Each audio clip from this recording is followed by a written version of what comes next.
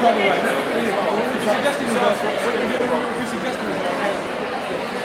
or one attribution in the present case, on the off chance that in the future, things that are not currently taking into consideration.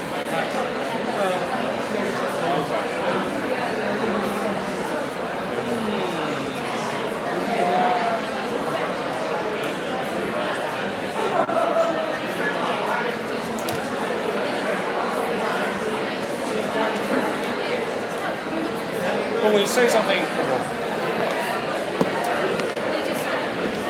so when we say something, it's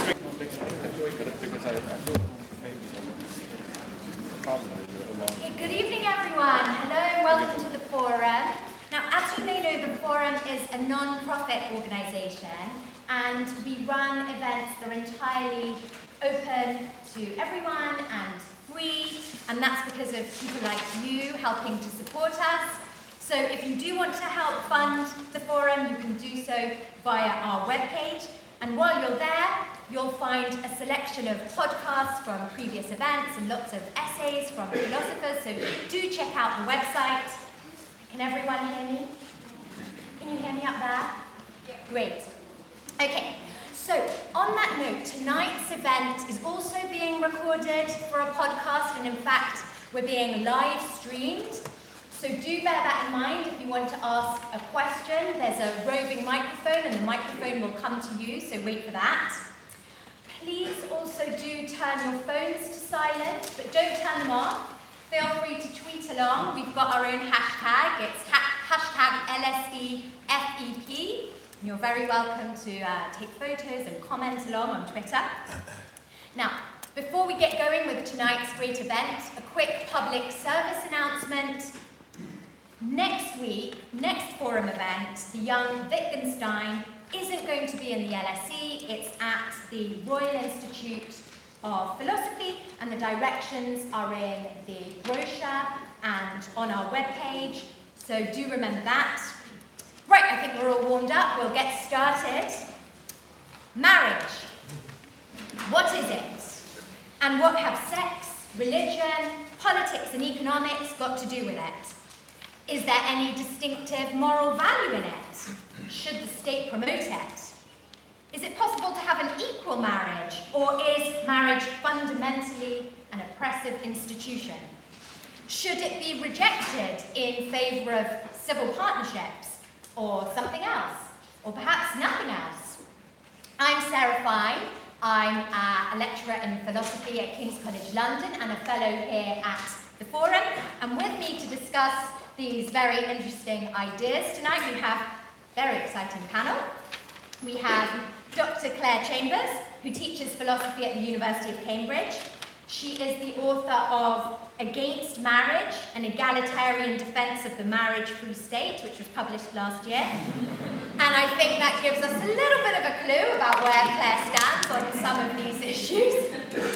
We have Sir Paul Coleridge, who is a former High Court judge and founder and chairman of the Marriage Foundation, which seeks, I quote, to confront the scourge of family breakdown by championing long-lasting, stable relationships within marriage.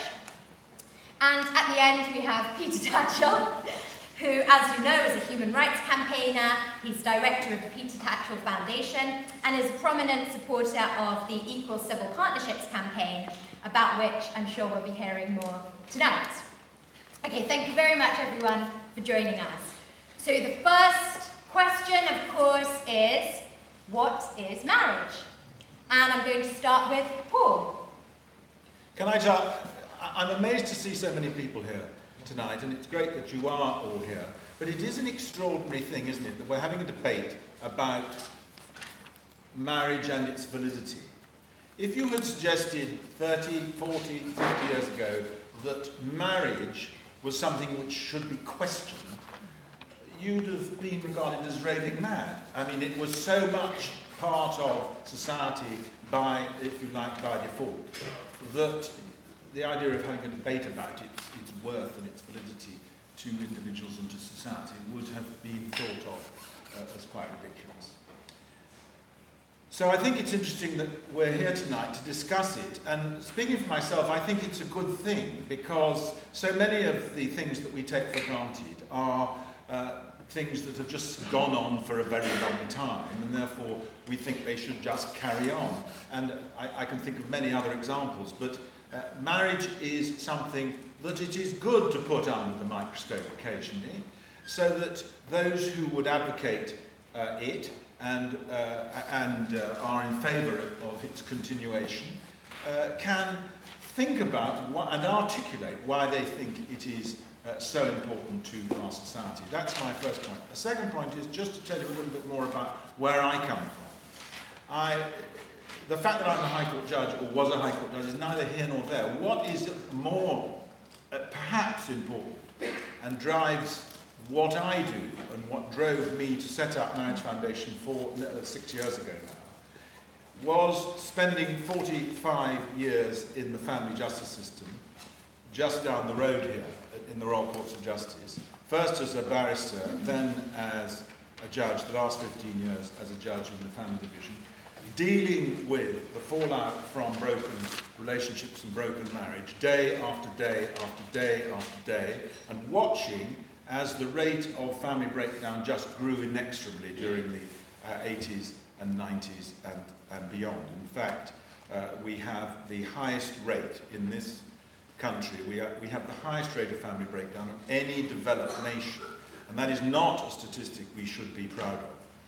And so I began to think that sitting there day in, day out, dealing with individual cases was not what I wanted to do anymore. I wanted to confront the whole question of why we were allowing society to get into this situation where so many relationships broke down, and what the solutions might be. And it was that drove me to set up the foundation, and what we are about more than anything else, although the umbrella title is, as it were, shorthand, is about confronting the terrible problems caused by family breakdown, and in particular the problems caused to children.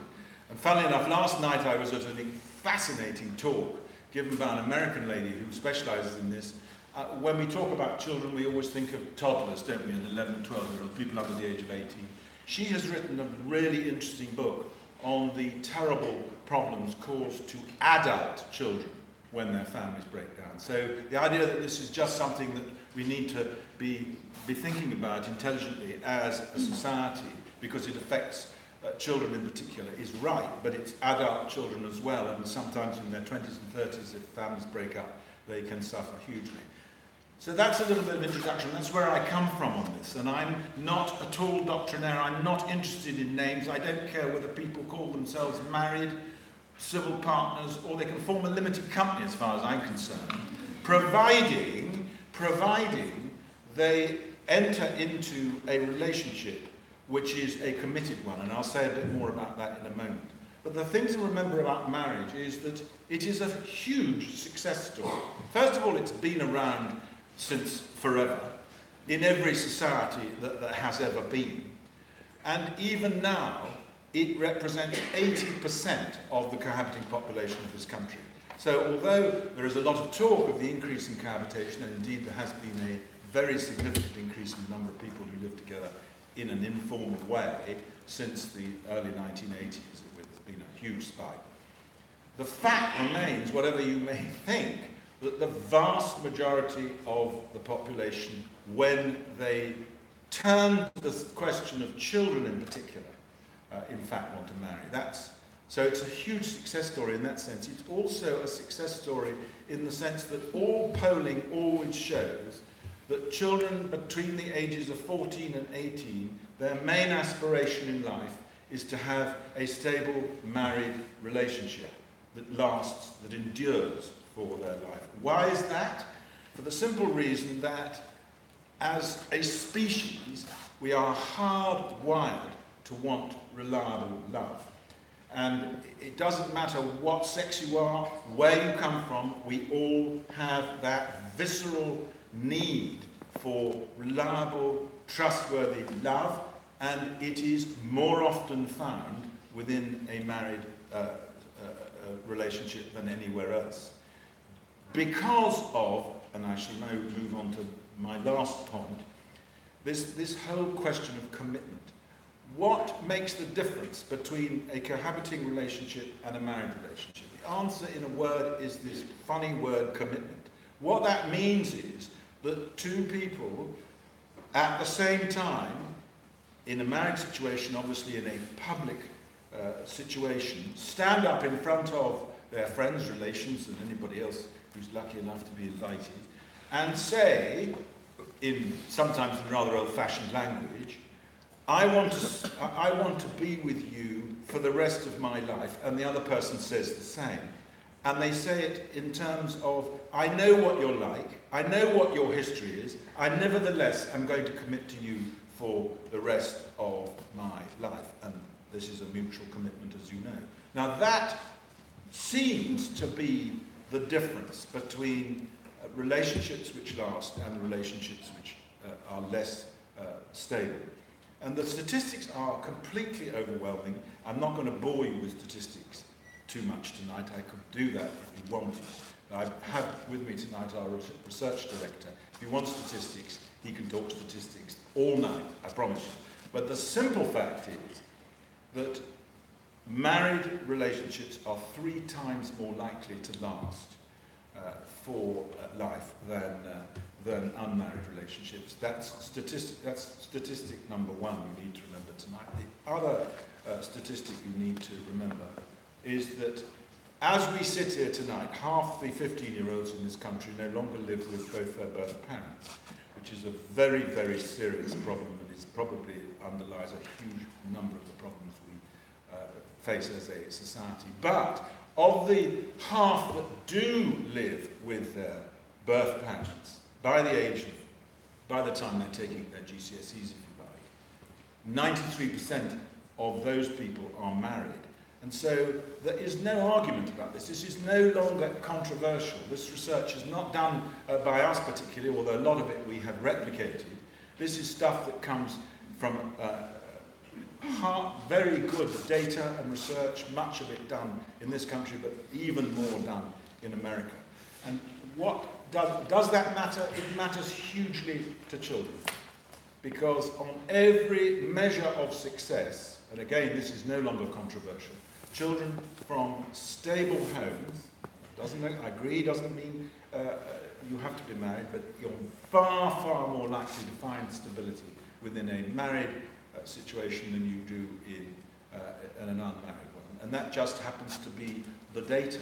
And so from the point of view of children, which is what I'm concerned about, that is why we champion marriage.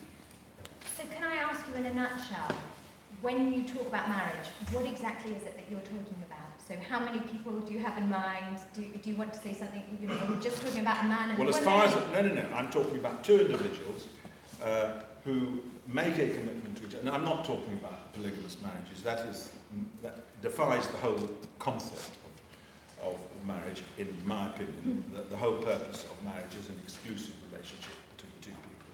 Once you start saying, well, you can have 5 or 6 wives, it's nearly always wives, you notice, then you're talking about a completely different setup. And I'm not talking about that. Now I'm talking about a committed relationship between 2 individuals. Claire. Thank you so much. Well, I've got various sort of responses to make to Paul. I'll save most of them for our next section. I think we're going to be talking about the norms and implications. But just to say that it's not true to say that 30 or 40 years ago women would have been considering marriage. I mean, feminists have been criticising the institution of marriage for centuries. John Stuart Mill was by no means the first, and he wrote in the late 19th century that marriage was the primitive state of slavery lasting on. So this is not a new debate. But the question you asked, Sarah, was what is marriage? And I think when we think of marriage, we think of 2 sorts of things. We think of weddings, right? We think of a ceremony, a celebration, vows, a dress, bridesmaids, speeches, presents. We think of that kind of party aspect of marriage, the wedding. And then we think of a relationship. We think of love. We think of commitment. We think of family, stability. Now, none of these, or at least certainly not the second set of things, the things that we value in terms of a relationship of love, commitment, stability, and so on, are distinct to marriage. Not all marriages are stable. Not all marriages actually retain that commitment. Not all marriages contain love. Many non-married people have those things in their relationship. They have loving, committed, stable relationships. So when we're thinking about marriage and distinguishing marriage from other forms of relationship or other ways of life, what for me we're really thinking about is the role of the state. And when you think about the relationship of marriage, we're thinking about a relationship that is recognised by the state in a certain sort of way. And it's that my book Against Marriage is criticising, the role of the state in recognising marriage particularly. Now, what does the state do when it recognises marriage? Well, it does three things. It defines what marriage is, it endorses marriage, and it regulates marriage. So I'll just talk about each of those in turn. So firstly, defining marriage. So as a relationship regulated and recognised by the state says how many people can be married, whether they have to be of the same sex or different sex, whether they have to be of a certain age, whether they have to be of certain religions, whether there can be relationships that are marital within people of different religions or races. So the state defines access, controls access to marriage. And in doing so, the state sets the meaning of marriage. So if the state says marriage must be between one man and one woman, and they must be take vows which have a recognisably Christian character or something of that kind, then the state is making a declaration about what marriage is. It's a relationship of a particular traditional Christian sort, for example. If the state says, actually, we should also recognise marriages between same-sex couples, and the key feature of those marriages is that they should be, in some sense, committed monogamous relationships, it's making a different kind of statement about what constitutes a marriage, that a marriage is a relationship of love and commitment regardless of sexuality and sex. So the state defines what marriage is, and in doing so it makes a claim about meaning. And that claim about meaning is necessarily going to fit with some people's understandings of marriage, and some people's understandings of what's valuable and important, and conflict with other people's. So the state is making a claim about what marriage is. So the state defines marriage. And secondly, it endorses marriage. So when the state recognises marriage, it says there is something about this kind of relationship that is special, that is superior, that is a better way of living than other kinds of relationship, and also than living in a different family form without that kind of coupled relationship. So in recognising marriage, the state says this is a way of life that we, as a state, as a society, endorse above other ways of life. There's something more important, more valuable, superior to this way of life than alternatives. And as I say, that can both represent a claim that certain kinds of couple relationships are more important than others. So if you have a scenario where only different sex relationships are recognised as marriage, that clearly represents a heterosexist claim that heterosexual relationships are more valuable than homosexual relationships. So it can be something like that, but a very clear form of inequality.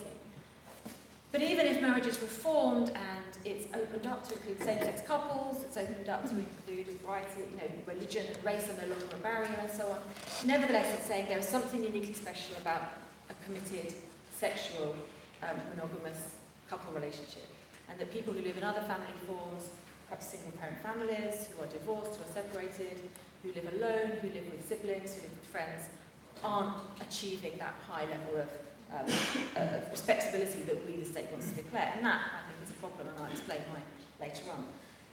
The third thing that the state does when it recognises marriage is it regulates.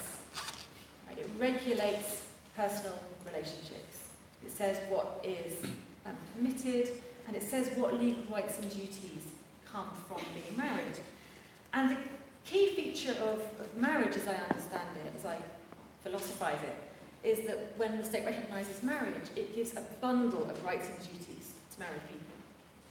And it gives that bundle of rights and duties to married people simply because they're married, and not because their relationship is necessarily different in any other way from another relationship. So, for example, a married couple will typically get a bundle of rights and duties concerning matters such as parenthood, property ownership, migration, next of kinship, inheritance tax, and so on. A big bundle of rights and duties that come together to the married couple. And they get that bundle simply because they're married, and not because their relationship is in any other way different, because you can have an unmarried couple in every other way identical that doesn't get that same bundle. And again, in doing that, the state is making a declaration about the kinds of relationship practices that it thinks should go together. And it's making a claim about the right way of living, the right sort of default assumption for family forms. I'll say later what I think is wrong with that.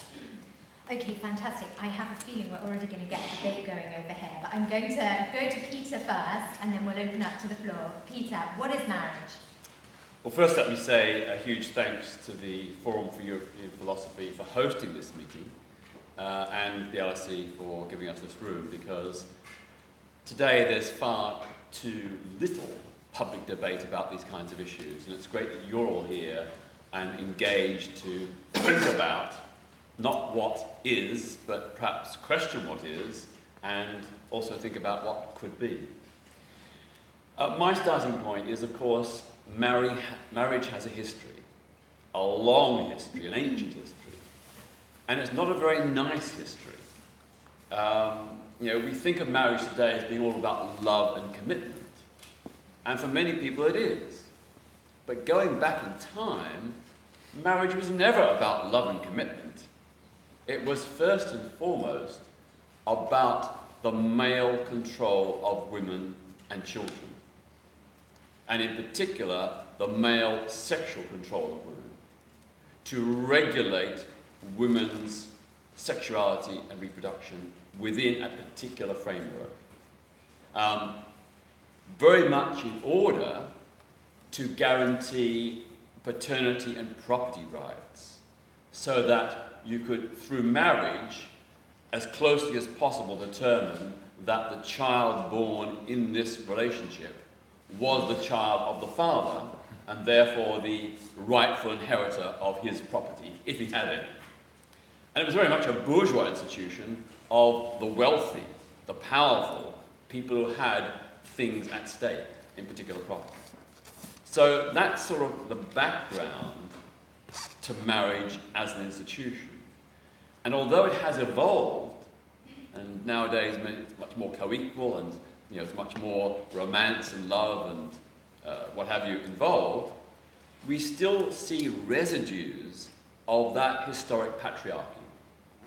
So, for example, still in many, many instances, it will be the father of the bride giving away his daughter to the husband-to-be, symbolizing the passing of women from one man to another. And even the language of husband and wife. Husband, the other meaning of husband is to manage and control, which does in many cases denote the way in which men have traditionally treated women and children within marriage. So we can see evolution and change, but we do see residues as well. The other point I'd say is that, having said this, I think so far we've come at this from a rather Eurocentric angle, because we're not looking at the way in which marriage exists in many parts of the world today, where patriarchy and misogyny are ingrained in the institution of marriage. We have arranged marriages, forced marriages, or marriages where family and clan and religious tradition often dictates who marries who. So it's not really a free choice in the sense that many of us would know it. And I think we need to be mindful of the hundreds of millions, at least hundreds of millions of women in particular, who don't necessarily enter marriage in large parts of the world of a free choice, but because of parental, community and religious dictates.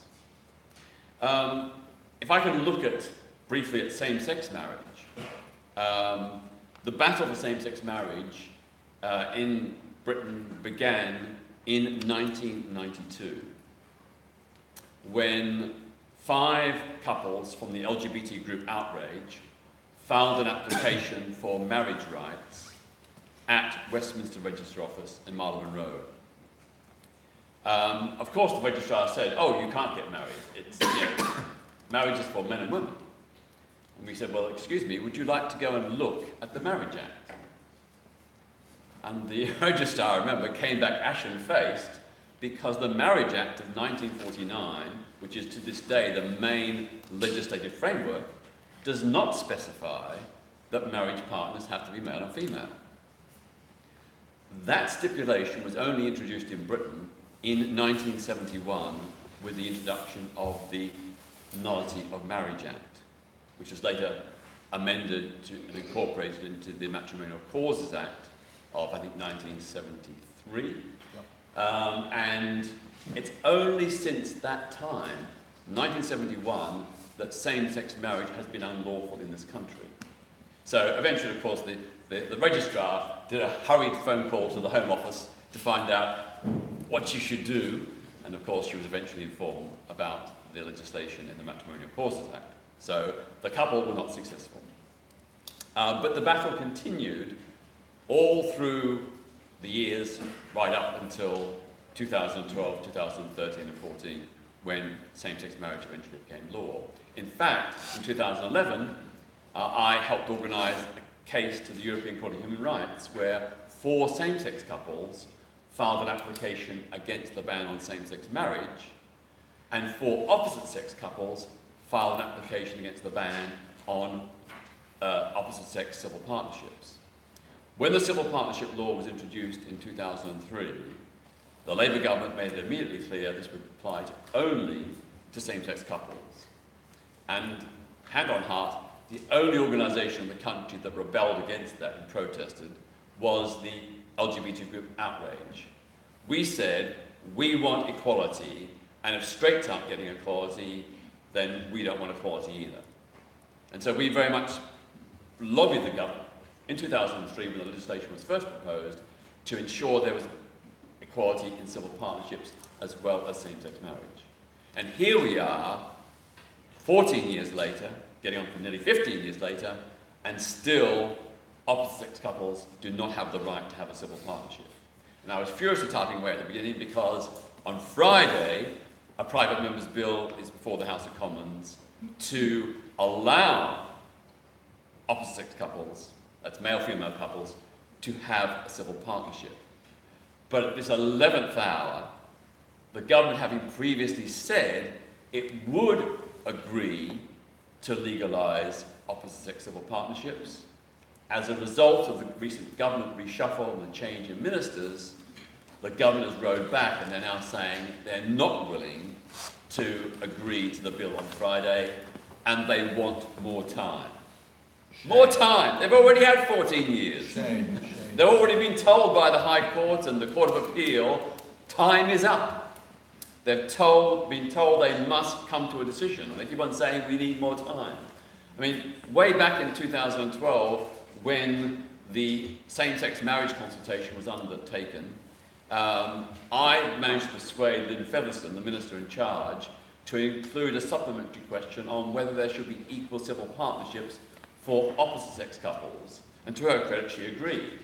But to her great surprise, and the government's great surprise, 61% of the over 200,000 people who responded said, yes, civil partnerships should be open to opposite-sex couples. Only 24% disagreed. So, since 2012, the government's own consultation has said clearly that a majority of the public do support civil partnership equality. And we know from what we've done in terms of the adding up the votes in Parliament, that if there was a free vote in Parliament on Friday, a majority of MPs would vote for it.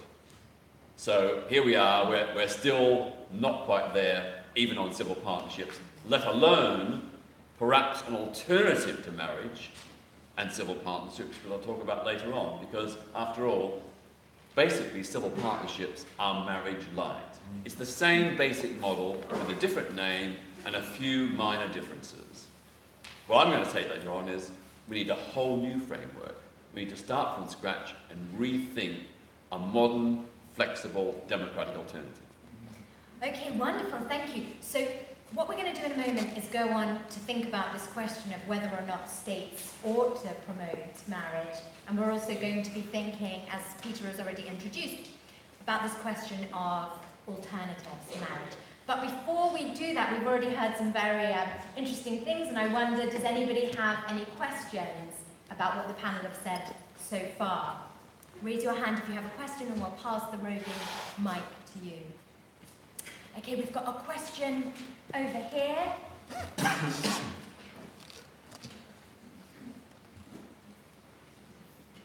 Thank you very much to all the speakers. That was all really interesting material.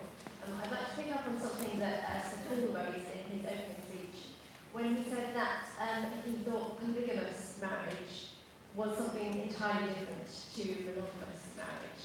And given the premise that seems to be the working premise of the panel, that in contemporary society, love and commitment are the main measures, the main features of what people look for in marriage, I'm interested in the entire panel's view on whether or why that's not compatible with polygamous marriage. Thank you very much. And before we answer that, there's a question right over there. And you've got your mic.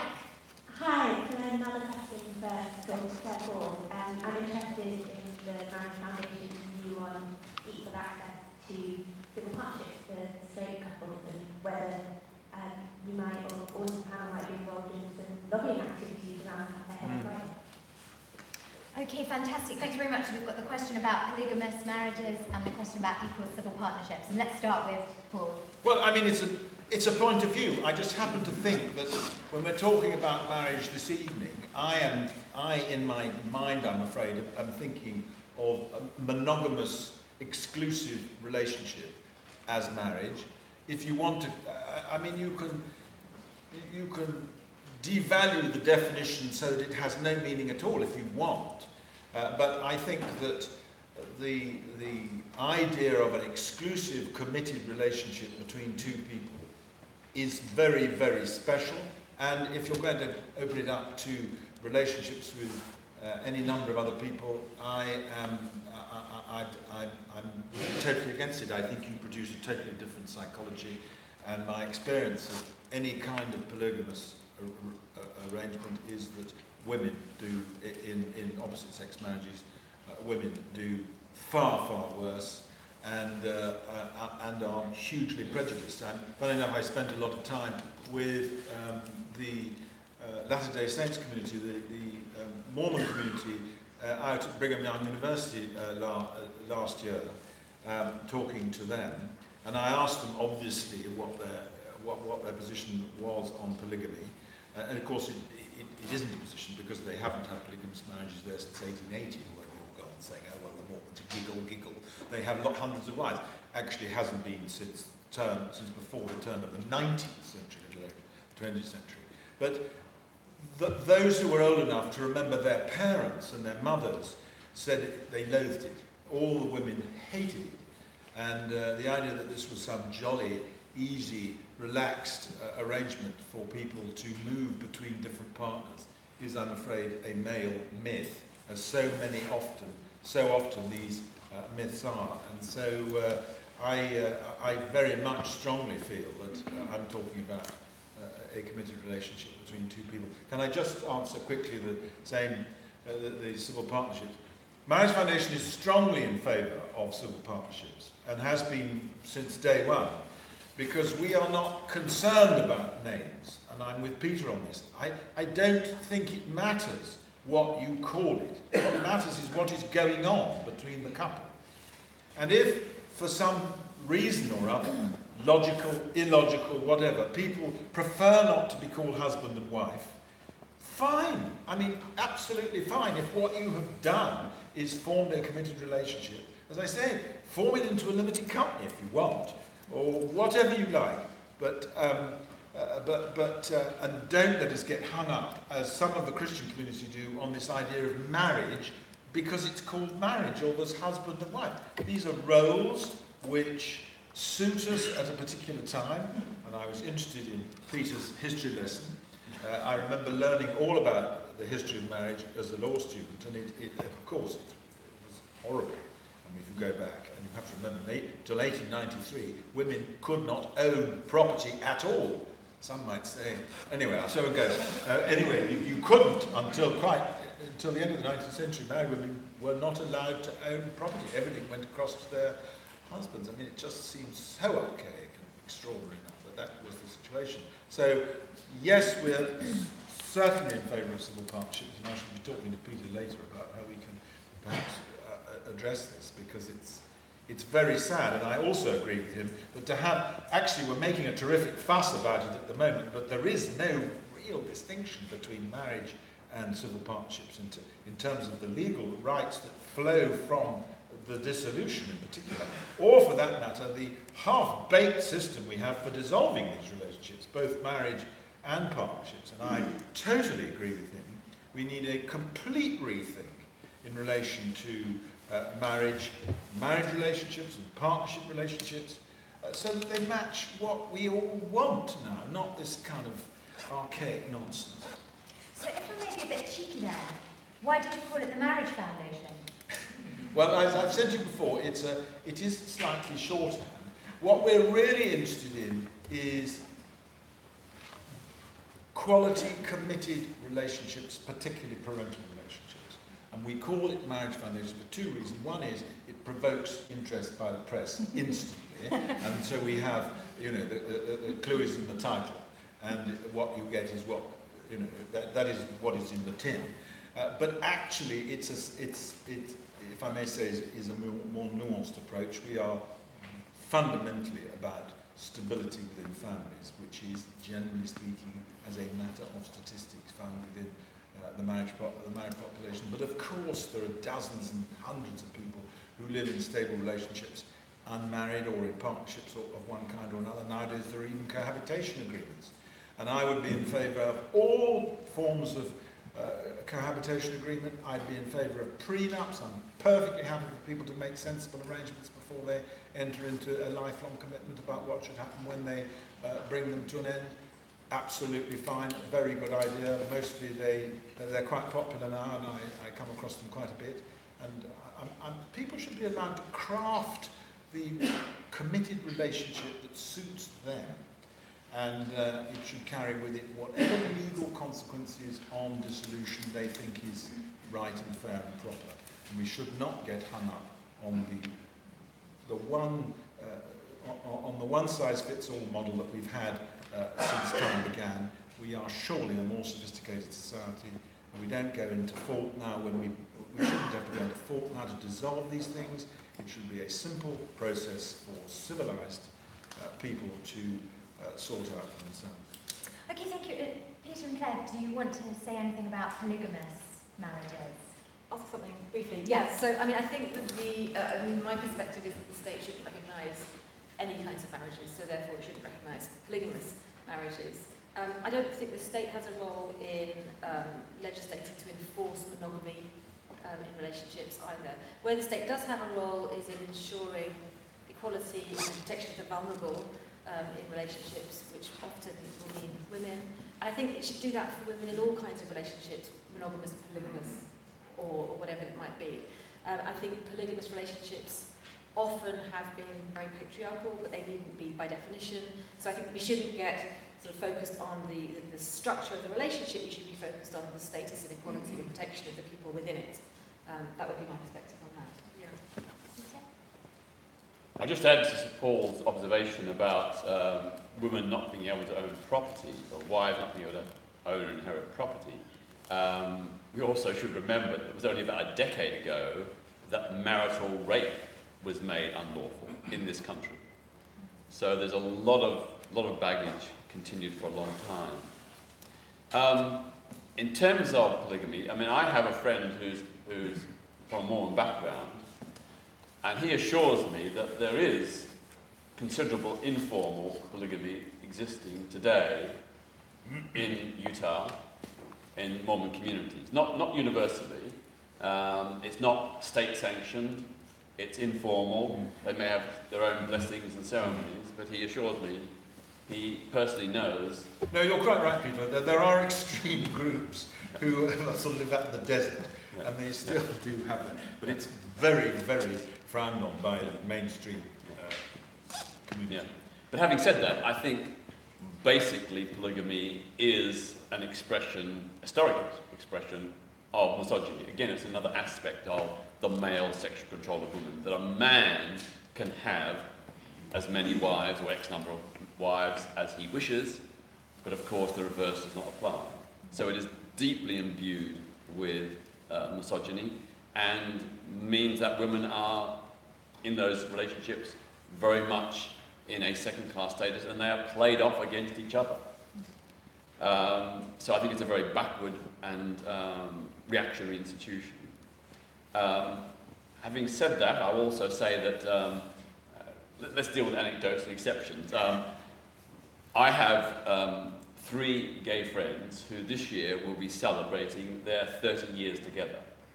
They've lived together as a threesome in a loving, committed, three-way relationship for 30 years, I think in June this year. So it's not impossible, and it suits some people. The final thing I'd say is, it was raised about the forthcoming issue with the civil partnerships legislation on Friday. If any of you are interested, please go to my website, petertatchell.net. petertatchell.net. There is a full briefing about Friday's debate on the website there, the main, our first item.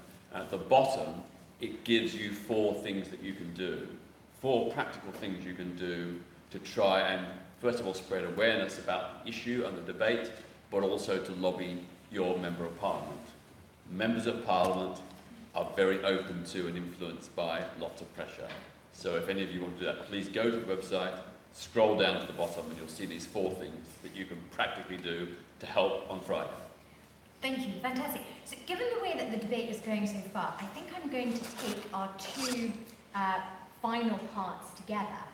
So what I'm going to ask you all is whether the state ought to promote or endorse, however you want to understand it, marriage, and if not, what are the alternatives? If not, what other thing do you have in mind?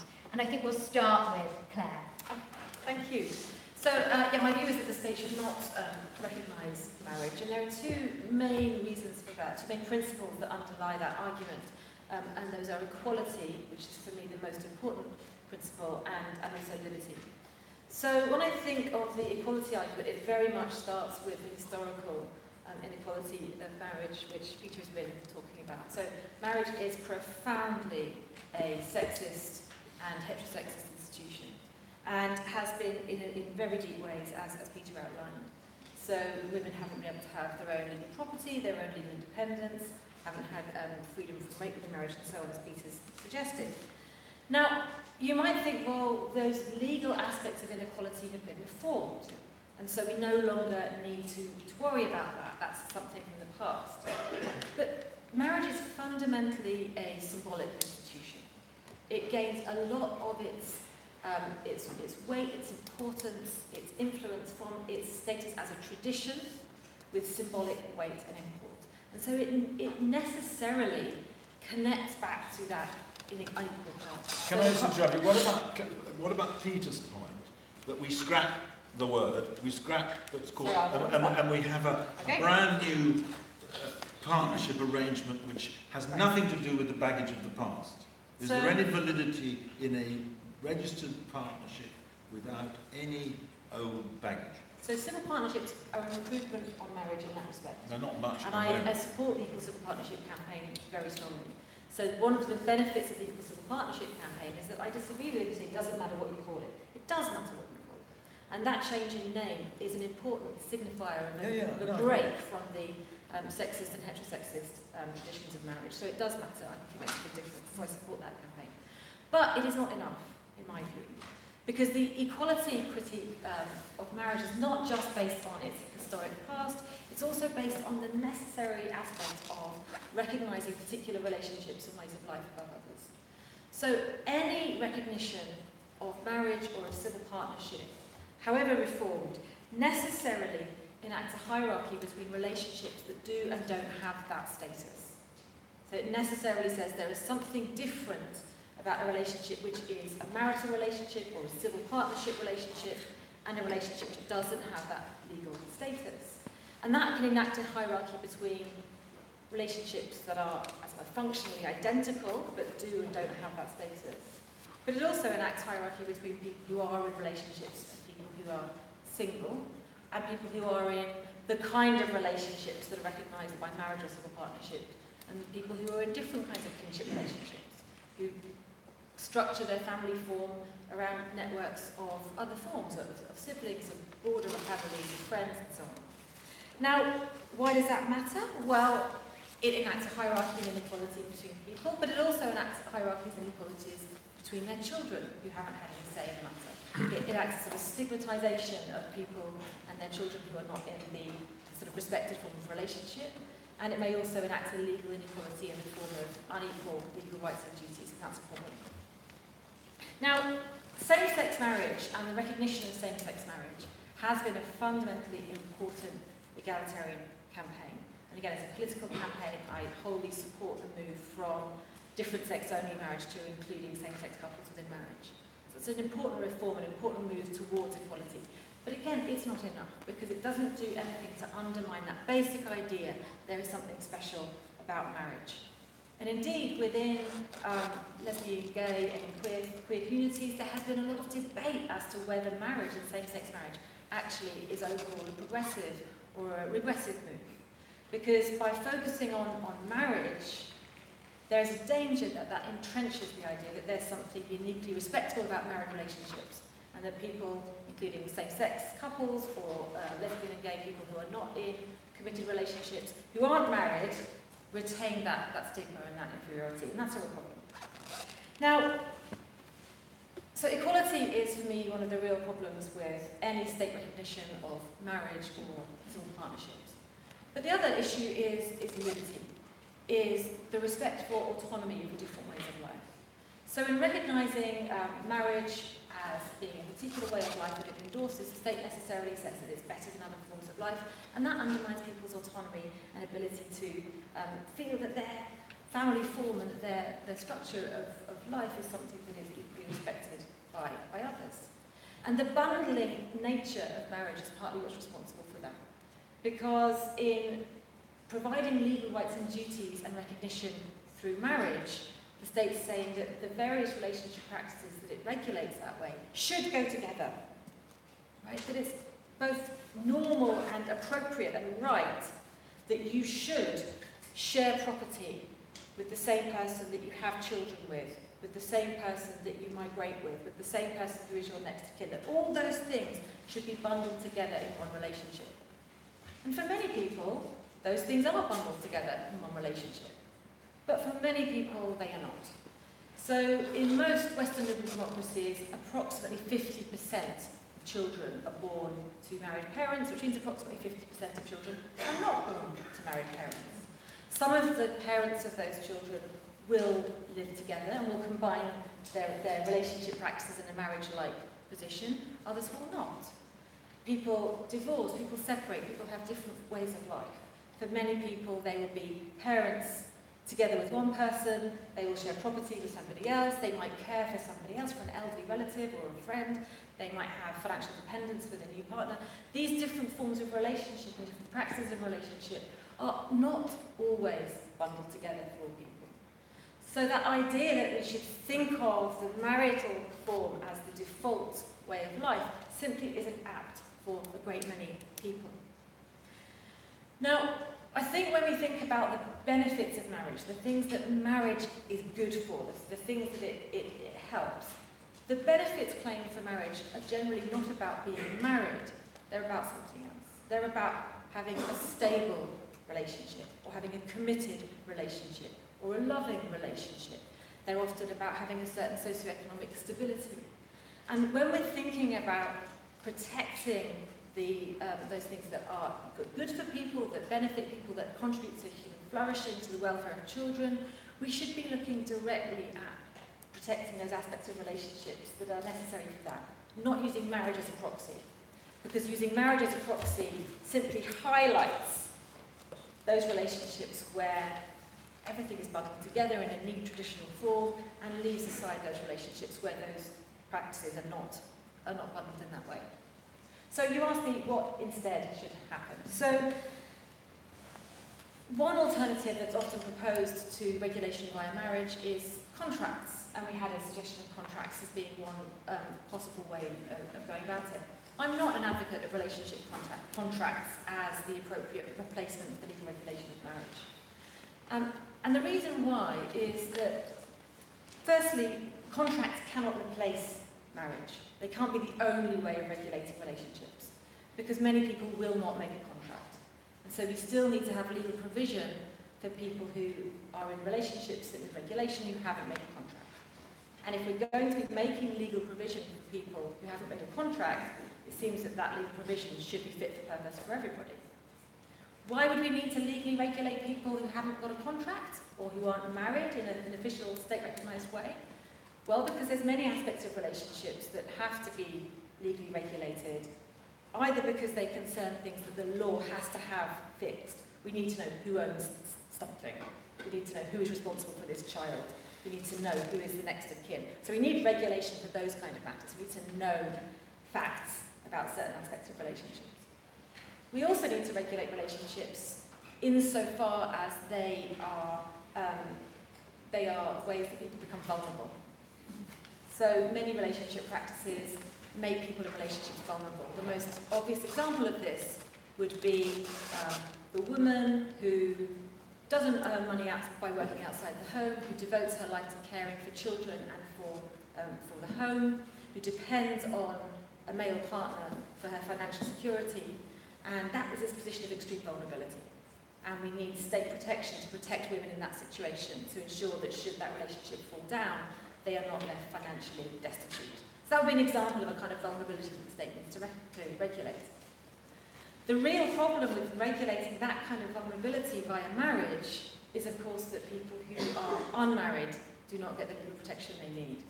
And that example I just raised is a serious problem of vulnerability for women in the United Kingdom, where most people in the UK believe that a woman in that situation will be considered legally as being in a common law marriage and will have legal protection, whereas in fact common law marriage doesn't exist in law. There's a real discrepancy between beliefs and the reality of the legal situation. So the solution, I think, is to ensure that people in positions of vulnerability, who engage in practices that need regulation to protect them and to promote equality, should have that regulation regardless of marital status, regardless of the presence of a contract. So the way to do this is to first identify which relationship practices need regulation, either because we need to know facts about them, who owns this property, or because we need to ensure a protection from vulnerability. We then need to work out what the best, fairest, most just way is of regulating those practices. And then we need to apply that regulation to everybody who is engaged in that practice, regardless of whether they are married, regardless of whether they have drawn up a contract. In other words, we need to think, what would be the fairest way under this condition where we recognise marriage? What would be the fairest way of regulating unmarried parents, unmarried cohabitants, unmarried people who are financially dependent, unmarried people who want to migrate together? What would be the fairest way of regulating those people? And then we should apply that regulation to everybody, regardless of marital status, regardless of any other feature. And that would be, in my view, a far preferable set of regulations from the point of view of equality, and it would actually do better to promote the values that we want to promote of ensuring that vulnerability is avoided and people are equally protected. I can see Paul is itching to come in here. Just a quick question for you, Claire. So how would you tell then whether, for example, let's say we've got a couple who've been living together for 5 years as friends. They're sharing a house, they're renting together, and then at the end of 5 years, they decide they don't want to live together anymore. And now one of the friends says, right, I think I should be entitled to half of your income from that period where we were living together, because I feel that I did loads of the work around the home, and the other person says, but we were just friends. We weren't in any kind of romantic, loving relationship. So how would you protect people who don't have any intention of being in any kind of committed relationship from falling under the kind of regulations that you're talking about? Well, the first thing to say is that we face exactly the same problem under a marriage regime. Right? The problem of how to regulate relationships which are not marital is there regardless of whether we recognise marriage or not. It's just that the way that that kind of question tends to be solved under a marriage regime is simply by not offering protection to people in vulnerable relationships. So we face that problem and that question regardless of whether we recognise marriage. With respect to the particular example that you give, it's not obvious to me, it would still be up for debate, whether the mere fact of cohabitation should bring with it legal rights and duties. I don't have a settled view on that question. We'd have to think about each particular relationship practice and its own merits. I thought we were just saying that the cohabitants should have rights. I'll explain. But let's say we decide that we think that actually cohabitation is the kind of thing that should bring with it legal rights and duties. Let's say that's the position that the state concludes is the fairest position. Well, there should still be, in my view, the ability for people to opt out if they think that their particular relationship, their particular practice does not appropriately fit under that regulation. The difference from the current situation would be that would be an opting out of a set of legal rights and duties and legal protections, which would then therefore have to be done with clear, informed consent. Whereas the position now is you have to opt in to legal rights and protections, which leaves people very vulnerable when they think they have rights and protections that they simply don't have. So there can still be room for diversity, but through opting out of the protective function of the state rather than through having to opt in and having to get agreement from your partner to enter into that protected situation. Okay, great, thank you. I'm longing to read Clare's book. I hope she's going to give me a copy tonight and sign it. Because I think it's very provocative what she says in the nicest possible way. It makes you does really make you think about what the state is doing. There are at least three major illogicalities in what she's said. Number one, number one, she supports civil partnerships, but she doesn't support marriage. If she read the Civil Partnerships Act, she would see it is verbatim the Divorce Reform Act. I mean, nothing is different except, I think, as Peter said, in one very small respect in relation to the dissolution. So, and adultery.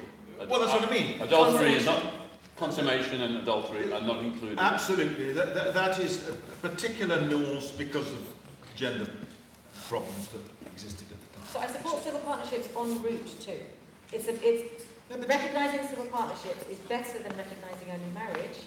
Better still is to recognise murder. It's not an illogicality, it's a pragmatic. Well, all I'm saying is you shouldn't support him at the moment, because the Act at the moment is actually, as he says, it's marriage-like, and it has all the problems that the current divorce reforms have. So you're signing up to one without the other is, as I say, is illogical. The other thing that I find completely perplexing is your attitude towards cohabitants. Right, now the moment you walk into that absolute maelstrom of difficulty, because I can tell you I've grappled with it for my entire professional life, you're into huge problems. And the idea that you call yourself a libertarian, but in the next breath... I do not sorry, I withdraw it. But in the next breath you say, but if you live together and that creates vulnerability, you should have a recourse against your partner. Well, that is what this whole debate that's going on at the moment about whether cohabitants should have rights is all about. Is it fair that people, I mean, take an example.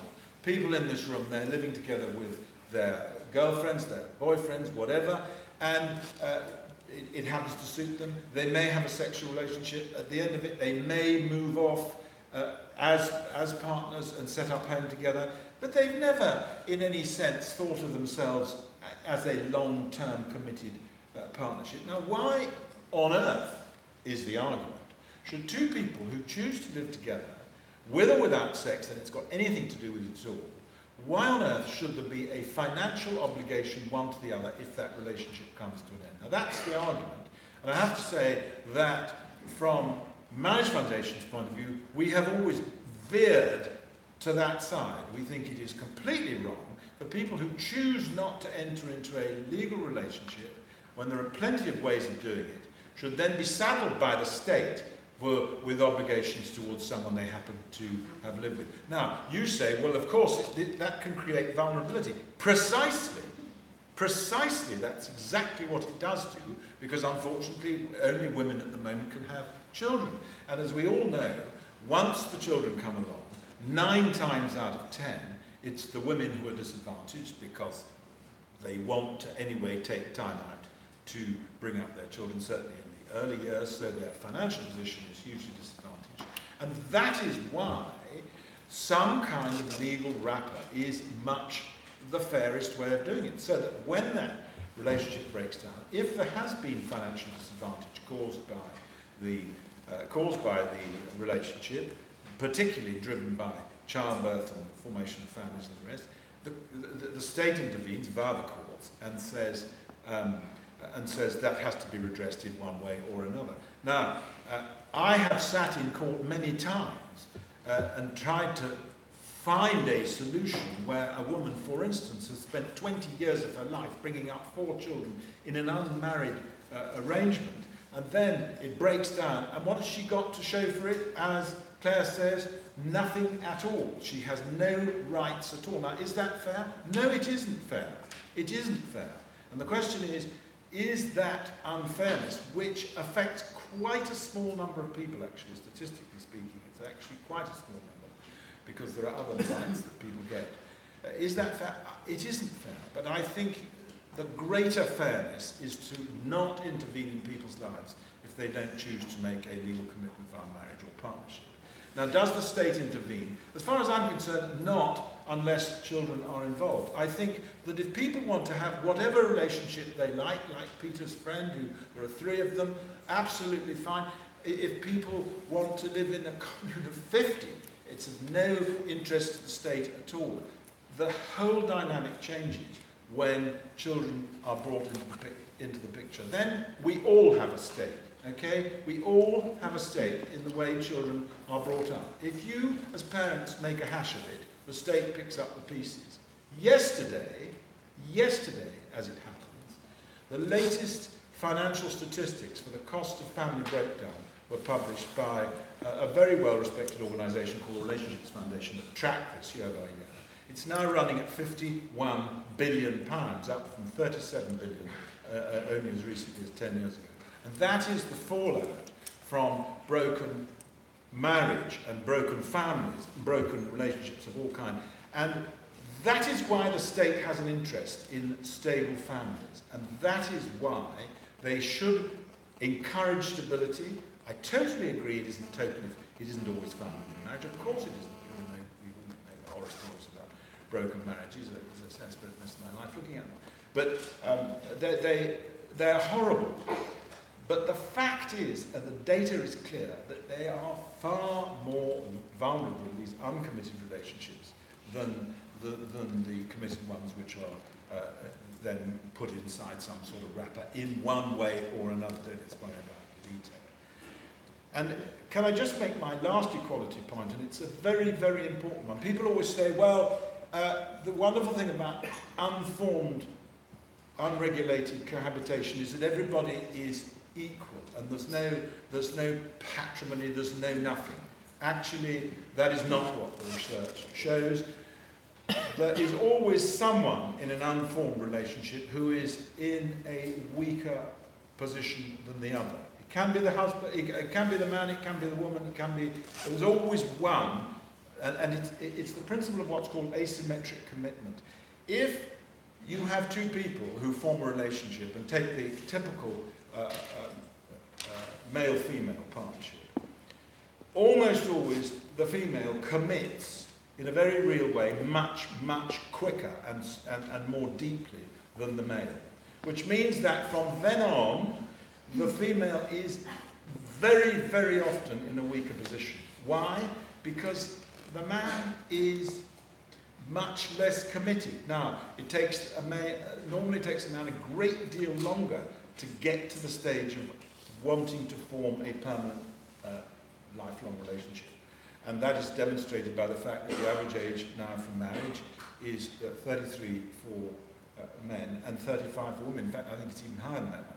But people are taking much, much longer to commit, and that's because men are taking much, much longer to make up their great minds about these things.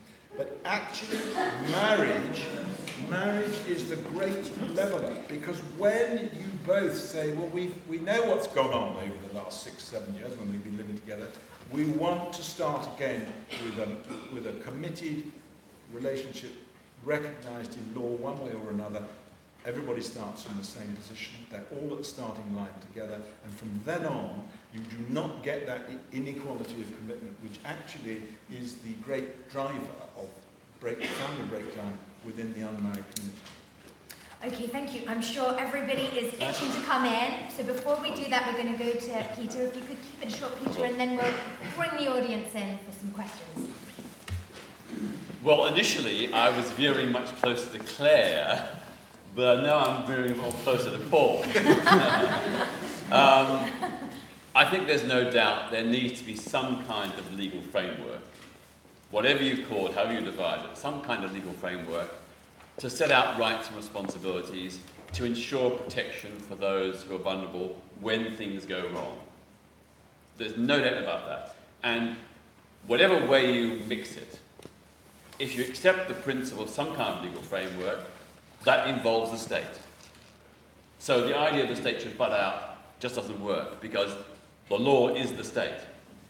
I should say that, as you probably heard, I do very much share the feminist critique of marriage. I'm very critical of marriage, historically in particular.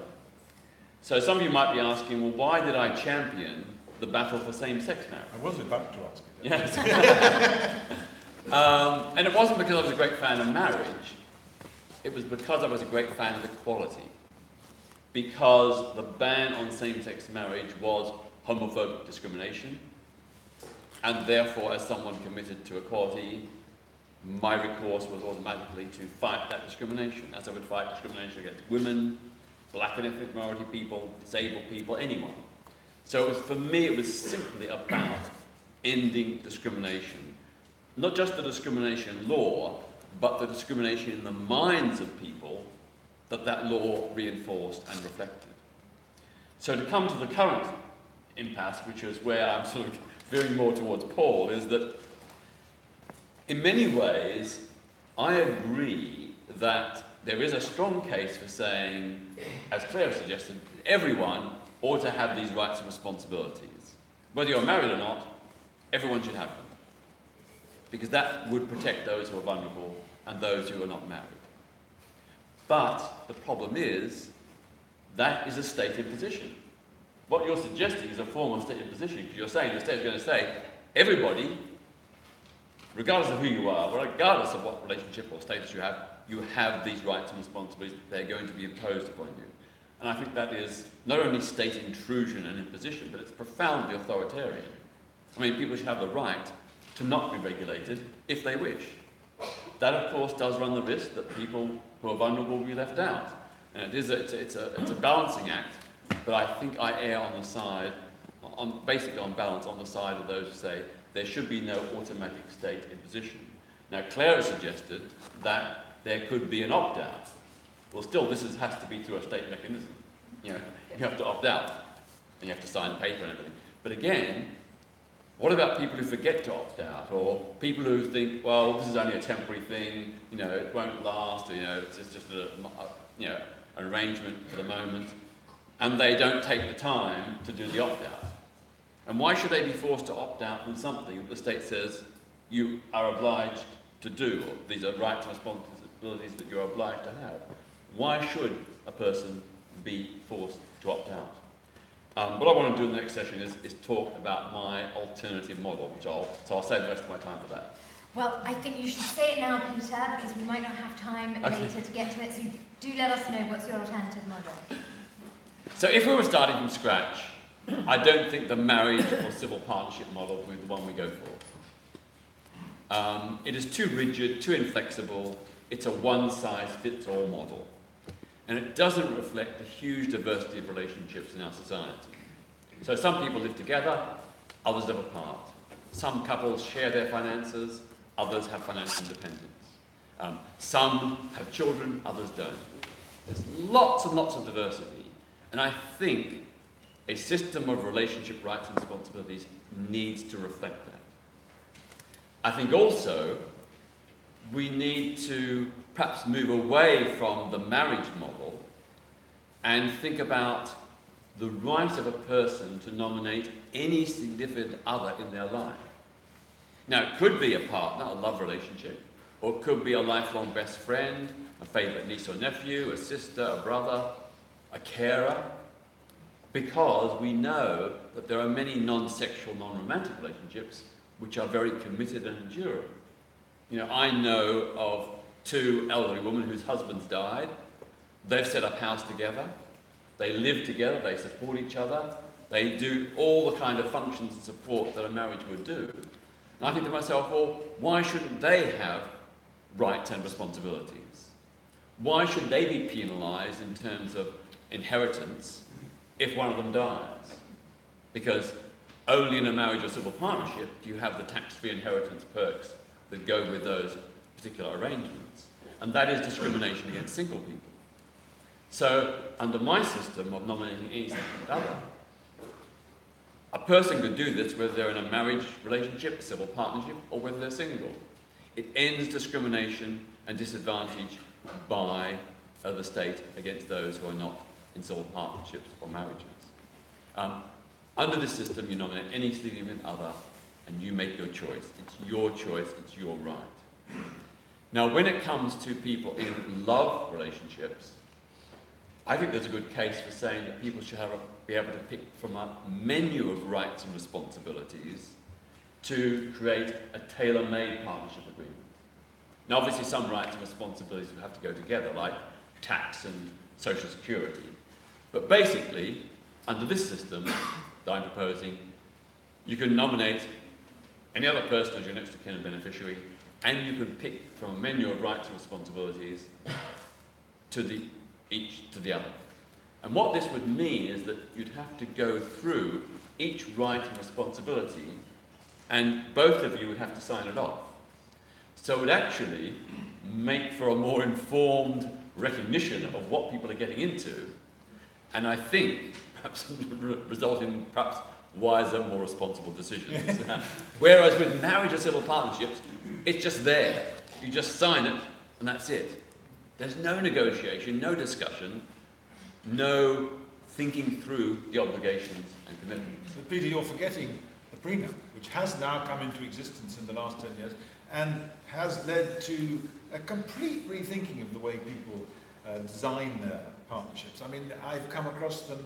A lot of them have been shipped over from the States, the models. But yes, I mean, people take a great deal of time and trouble designing a relationship and rights and so on that suit them, including things like, if I don't get sex X number of times per month, you get less money. I think that would not be upheld by the English court, but I'm just telling you that all I'm saying, I don't think that's a very sensible idea myself, but all I'm saying is that it enables people to really think very hard, as Peter says, about what they're doing before they enter into this committee legal arrangement. Well, hold that Can I just thought say, just a moment. just one point. I perhaps didn't quite explain it properly. I mean, under this system, when you nominate a significant other, whether that's a love relationship or not, you both write down a pick and mix from the rights and responsibilities. So it applies to everyone, not just people in marriage-type relationships. Close friends and others as well. The problem is what happens when the powerful member of a relationship refuses to sign off on the rights that would protect the vulnerable member. And that's the problem with that. Okay, thank you very much. What we're going to do is bring you in now, and then we'll come back to our panel to defend their positions. So, questions. We'll start with this gentleman over here. Can we get the mic up to the top? This mic up to the top. Okay, thank you. Thank you. So I'd like to push a little bit on the disagreement between Paul and Clare. It's not clear to me what the principal reasons you might have to object to the position. So as I understand, your position, the Marriage Foundation's position, is primarily to keep the children and the protection of good families and the benefits of children. And as I understand, illustrative marriage is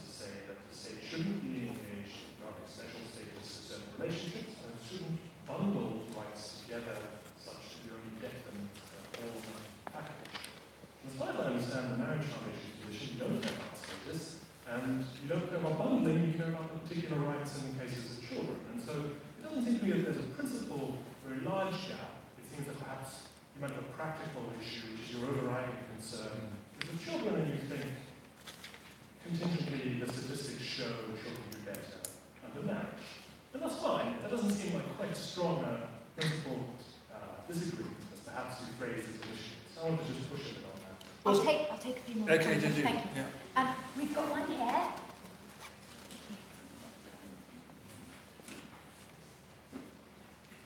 Well, thank you. My question is for Paul. So in the beginning you said statistics shows that if you ask people to the age of 14 to 18 with the main aspiration of life is to have a strong civil marriage, marital marriage, and you said that some of that was down to biology. Don't you think that it's possible this is not a biological thing, but it's something conditioned by society, which marriage is not part of the tradition rather than biology?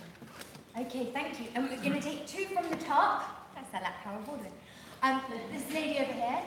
Thank you. I have a question about civil partnership for intersex couples. So my impression so far is it doesn't tackle some problems existing in marriage at the moment, such as traditional gender roles still exist, and there still be women's free labor in domestic life.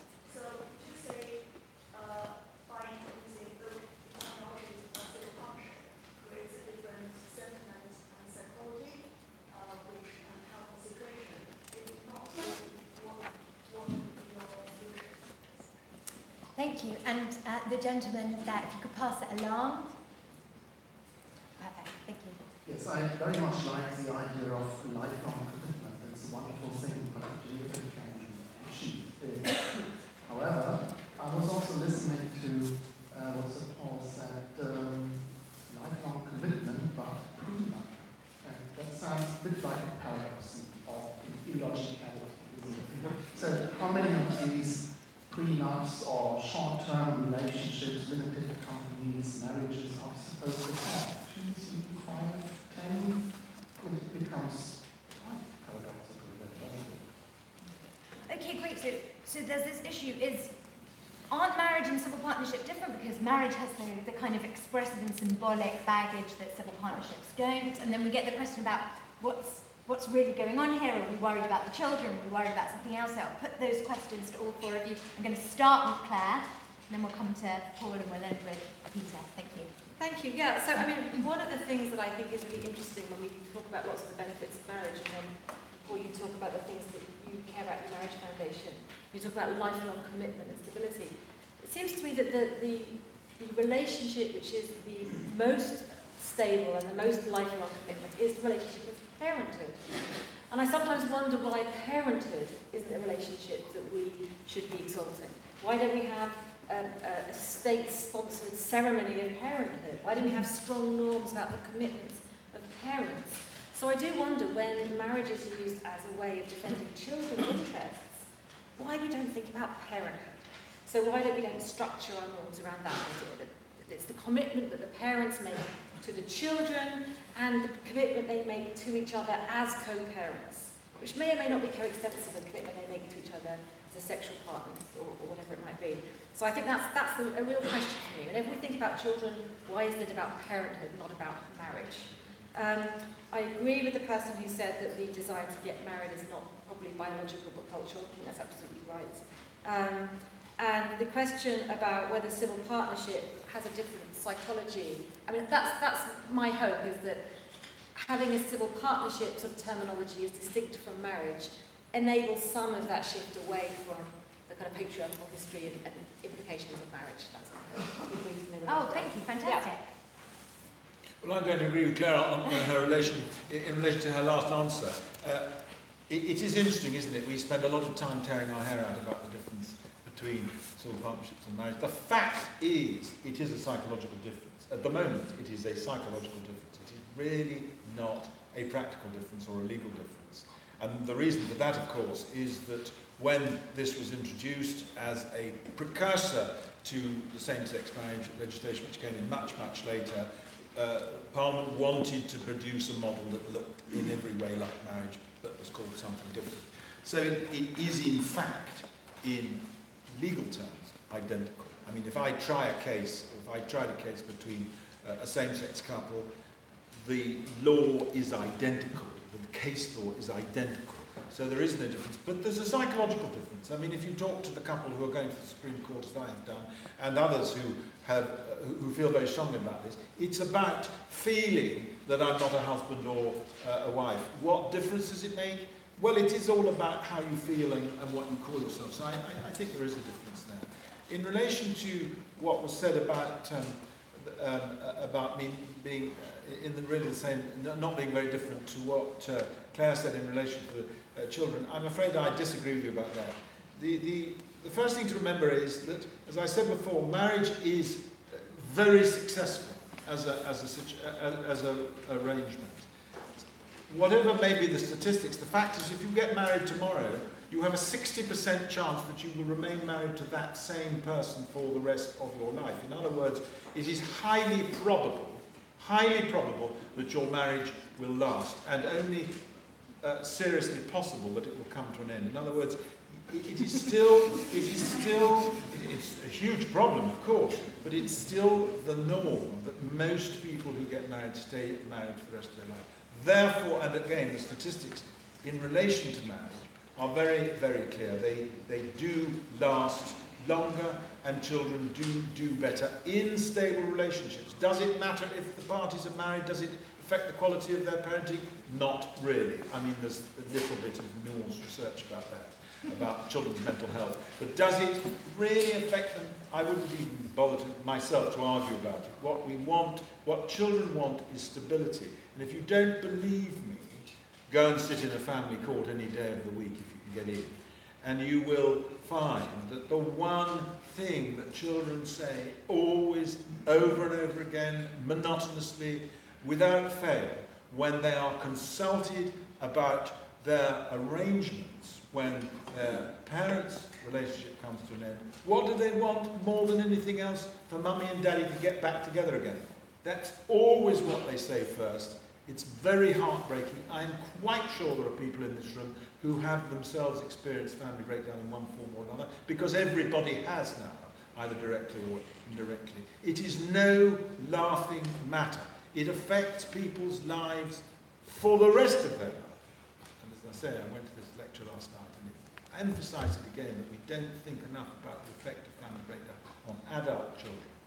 So it isn't just a question of rights and responsibilities, it's about raw human pain and the damage done to people's lives by having their parental relationships smashed apart. And if we can produce an arrangement, I don't care what you call it, which leads to people saying, we're going to stay together, we're going to bring these children up together, we will have a healthier society. Excuse me, I've got to go. I've had enough of your voice. You won't stop giving it, Will. You don't listen to the other people. Dear. They've actually got more interesting things to say. Thank you very much. Thank you. Those other two are more interesting. No, thank you very much. You're quite right, I shall shut up. You've totally dominated it. All we ever heard was your voice. Well, I'm very sorry. You've had, considering you should have 33.3%. Okay, thank you. I'm afraid Thank he's you. had at least 50%. Thank you very much. Thank you for your thank you. Yes, he's had more than he's had Okay. more than All right. Thank you very much. Thank you. Because he likes he likes to do statistics on other people. No, thank and you. I'm doing No, statistics on him. excuse me. You've No, had thank more you. than a third of the conversation. Okay. Sorry. Thank you very much. Thank you. Goodbye, everybody. I've had enough. Thank you. Thank you. Okay, well, I think we'll hand over to Peter for the final word. Thank you very much. We're nearly done. Just to pick up on what Paul has said, he has said several times that marriage is much more successful than cohabitation, and cited the figure that 60% of people who marry will stay married for the rest of their life. And at first that sounds a very good, positive thing. But you must also ask the question about the quality of those marriages.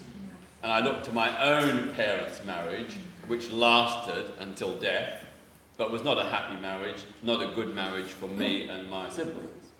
So I think we need to bear in mind that longevity is itself not an indicator of the virtue of marriage.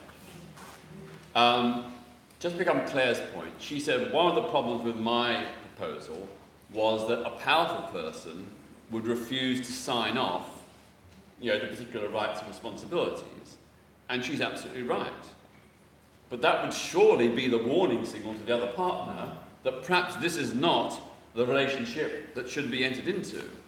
And at least the person knows, whereas with going in unseen with marriage and just sign a little line, you've got no clue, seriously, about what the other partner may think or do in the future. The final point, someone over there asked about civil partnerships. I couldn't quite get the drift of what the question was. The question was about the symbolic difference between civil partnerships and... No, not that one up there, the one over there. One over here. Oh, well, okay, we'll pass. Okay. Maybe it was the woman who walked out. Slagging me off. All right, wow. Didn't expect it to end like that. Better or worse, richer or poorer. Thank you. Thank you very much indeed. We had a wonderful discussion. Thanks to our panel. I just want to reiterate the point that the next forum event is going to be at the Royal Institute of Philosophy rather than the LSE. So let's just thank our panel and thank you for a good discussion.